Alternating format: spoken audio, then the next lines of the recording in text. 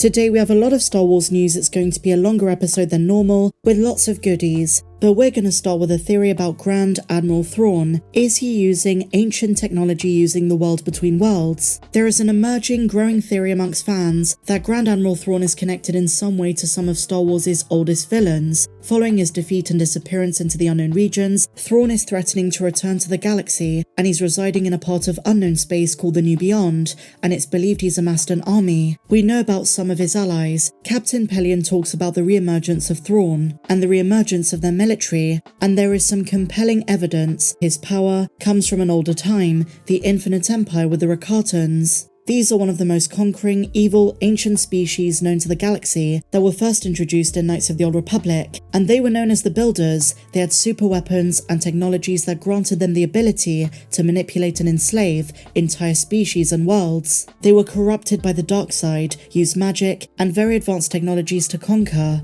They were also the first to develop hyperspace travel, and they were canonized with a reference in Andor Season 1, and the map we see Morgan Elsbeth trigger with magic resembles star maps that the Rakatans used in the old games. While the Rakatan Empire vanished long ago, given Thrawn's interest in other cultures, their art and their technology could have revived them using the world between worlds and brought them to this time, threatening the galaxy. Just a theory, share your thoughts down below. And so now onto some Star Wars news. We're going to return to Ahsoka in a bit, but first, Rogue One director Gareth Edwards admits he's not watched Tony Gilroy's Andor. He's a very busy man. This is not out of protest, it's not out of something bigger, he simply has not had the time. This comes to us from Screen Rant. He said this: "Okay, full disclosure, I've not seen Andor. I've not seen any television, I've not seen any of the Disney Plus shows. The only thing I've seen is the ILM documentary, The Light and Magic, which is a phenomenal documentary, but I haven't had the chance.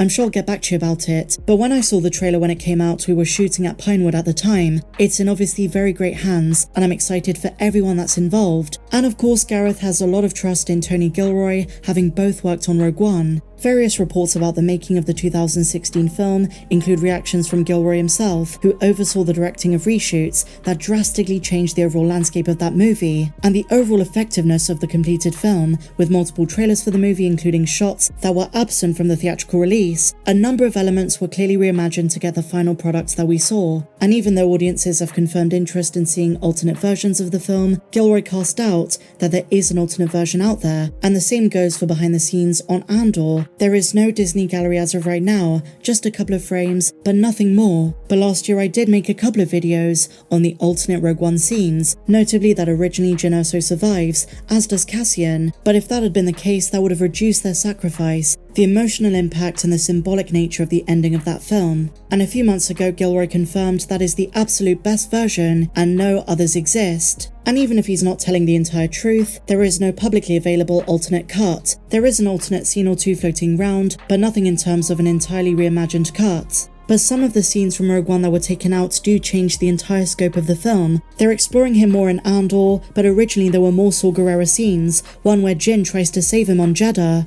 Originally, K2SO was also going to survive, and he was going to be part of the rebel effort to storm the Scarif Beach. There is also a shot of Krennic standing in the aftermath of the rebels' attack. This places him in a very different location on the beach in these ending moments. And my personal favourite, there was going to be an entirely different scene with Darth Vader that is no longer in the film. In the second trailer, we see a reflection of Vader on the highly reflective black floor, which almost seems like an introduction.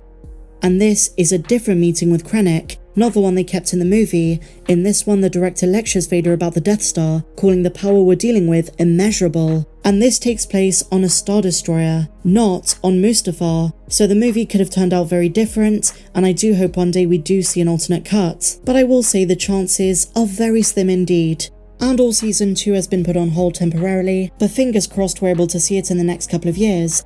And so now, my dear Mandalorians, we have a very interesting update for Star Wars Ahsoka by Dave Filoni himself, the creator of the series and the co-creator of the character of Ahsoka in the first place. Speaking to IGN, Filoni mentions a very intriguing change to Sabine and Ahsoka's dynamic in this show, one that suggests the theories of Sabine's Force sensitivity might be true. I previously spoke on this issue, and I stated a theory that maybe Sabine is being sarcastic in the trailer when she calls Ahsoka Master, but here is the quote: "There will be things that will surprise the audience about Sabine and Ahsoka's relationship that they don't know and that you won't see anywhere in any story prior to this. What is he talking about? What kind of relationship is that? Is it, as I say, one that's to do with martial arts, sword fighting, physicality, or is this force sensitivity?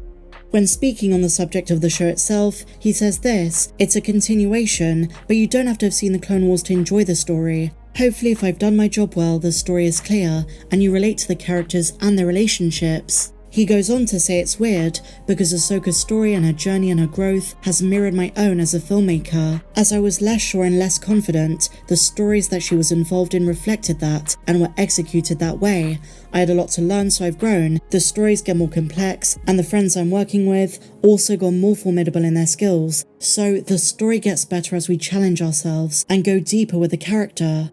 And going to live action from animation was a big shift for him, because in animation you control every detail, every little change, even late in the game, late in production, especially if you want a different look or expression, but you can't do that with human beings. You can't tweak things after they've been filmed. These are his own words, so he says he was very fortunate that Rosario Dawson was very invested in playing Ahsoka the way he wanted. And for someone of her caliber and talents to want to step into those shoes. And I will say this, there is a bit of mixed messaging when it comes to Dave Filoni with Ahsoka, because on the one hand he's very adamant she is no longer a Jedi, but on the other he keeps using the word when describing her. It's in the trailers, he says it multiple times in this interview, and even his episode of The Mandalorian Season 2 is called The Jedi. Maybe this is for the benefit of casual fans who don't understand a character who've not seen the animated shows, just for simplicity and brevity.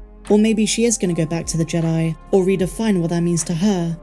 And so now guys, this is one of the most wholesome things I've read all week, and I will say as a disclaimer as put forward by The Guardian, the current strikes do not affect documentary podcasts, and the reason I say that is because Ahmed spoke with Alex Duggins in an exclusive interview, and there are some really amazing insights into Ahmed's experiences, his life, of course playing Jar Jar Binks, playing some background characters, and most recently Kelleran Beck, returning to Star Wars in The Mandalorian, and most recently we saw him in the behind the scenes documentary, The Disney Gallery for Mando Season 3, but there is more. He shared his experience of how that came about. Previously, Dave Filoni had stated, when coming up with the Jedi who saved Grogu, they wanted to make it a Jedi that wasn't obvious, but was already in the Lucasfilm zeitgeist, in the Lucasfilm family as he words it. And now Ahmed says this: a couple of years ago, Jon Favreau found out about Jedi Temple Challenge, and he fell in love with the character of Kelleran. And so in the writing process of Mando Season 3, Jon called in Ahmed for a 2.5 hour long meeting. Fast forward to 2023, and we now know who saved Grogu,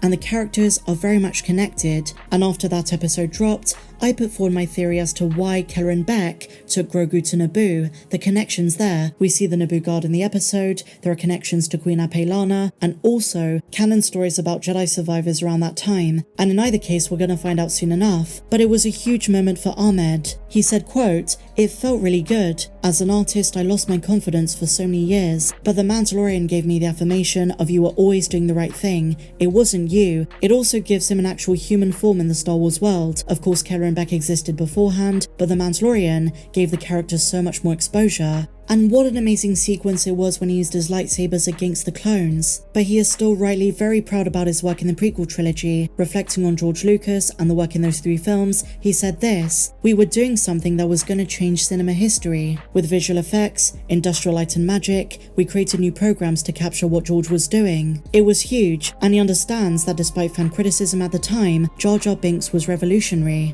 I guess you might say, and pardon the pun, Ahmed is the best. And so for our final topic, my dear friends, huge spoiler warning. First of all, thank you so much if you made it this far into the video. I appreciate you so much. And just before I talk about some spoilers, please be sure to hit that big red subscribe button if you've not done so, hit the bell for notifications, and why not consider supporting the channel? The link to my Patreon is down there in the description. There are tons of videos you can't find here on YouTube.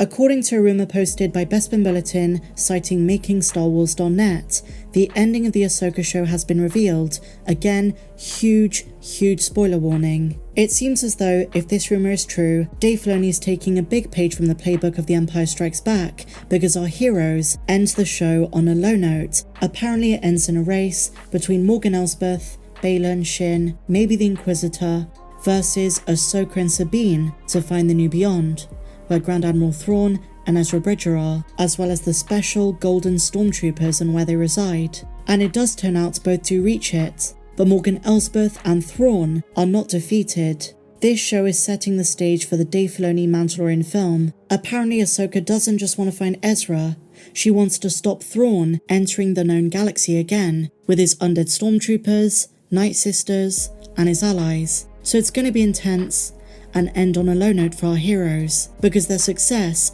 is not yet confirmed. But as I say, just a rumour. But with that said, my dear friends, I really hope you enjoyed today's video. Did you have fun? Let me know your thoughts in the comments down below. If you enjoyed this one, please be sure to give me a big fat thumbs up, do all of that amazing stuff down below, and I'll see you in the next video. May the Force be with you, always.